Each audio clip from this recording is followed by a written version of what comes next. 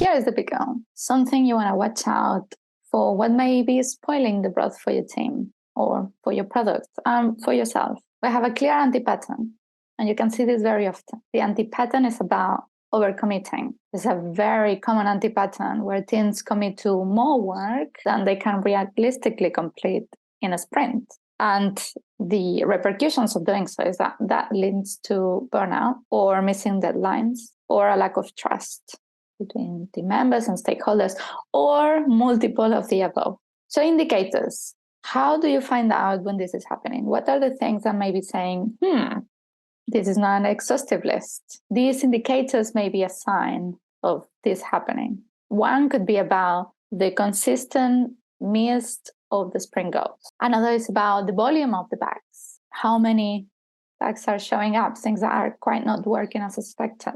Another indicator is working very long hours. And we know that just doesn't work to get more done. Another indicator is about cutting corners or rushing to complete the work, therefore end up with low quality of the feature. Another indicator is not taking breaks, similar to working long hours non-stop. And if you have been working either programming or something else, if you really get entrenched into something, trying to solve something not quite working, one of the greatest things that you can do is actually stand up, go elsewhere, and come back. Just by the movement, keeps the flows working. It can make a big difference. Another indicator can be about lack of progress, right? Ongoing. It's the daily sort of alignment. It's all about INGs, working, continuing that. And another indicator could be about at the end of the sprint, that thing is not usable.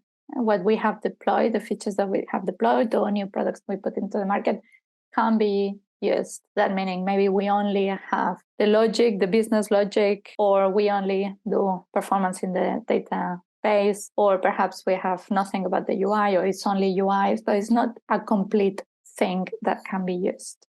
All right, so we know our anti-pattern, we know some of the indicators, so which sort of prompts we can do to the team? So here's a list of questions. Powerful yet simple, that are there to help reflection, to act as a igniter, to open possibilities, and ultimately to serve the team. Those are questions that are good to have at your back pocket. So when this thing's happening, one thing that you could ask is, what is our one goal this week? Trying to break it down. What is one thing? Do we have a shared understanding of the work that needs to be done? We may have a clear goal, but do we know really what it's about? Is it feasible? Which dependencies does it have? Is it realistic?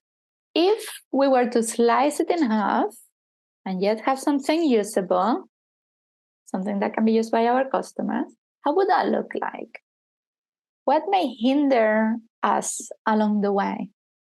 And this one is interesting because we often think on happy paths. And real life is far from this linear, optimal way. So we cover our anti-patterns, we cover our indicators, things that may tell us this is happening, cover a bunch of potential questions to have in our back pocket and poke the team with. What are our antidotes?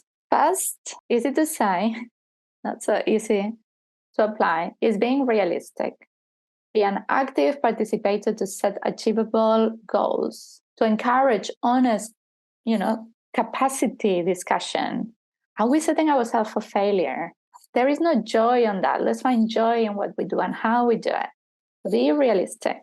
Poke about how realistic are we setting ourselves. Another antidote is about prioritization. How can we favor things over starting? Starting things is fun. I start a million things, but only finish things that are in use are things that actually bring value. So let's favor finishing over starting and poke with probing questions there. Another antidote is about breaking down work. And we kind of touch on it a little bit on the questions, but how can we have more manageable pieces of work? It's not to make things over simple, because we're also asking about dependencies and how it interrelates with our items, but how can it be more manageable? It's therefore easier to foresee how long something's gonna take and whatever the related intricacies of something is more manageable, it's easier, it's smaller. A 5K run versus an Ironman. Also, it's about, am I doing the 5K run tomorrow or next month? I'm going to be able to tell you what is more feasible and realistic, depending. Another antidote is about being flexible, because the only constant is change. So I expect the unexpected. Just by really strong hope and a lot of will for something to happen, it doesn't necessarily mean it will. At least I haven't won the lottery this way yet. Especially I'm not buying any tickets. So be flexible in the way that you flex and adapt as things evolve, even on weekly basis. And then the last but not least is collaborate. Right? The whole is greater than the sum of its parts.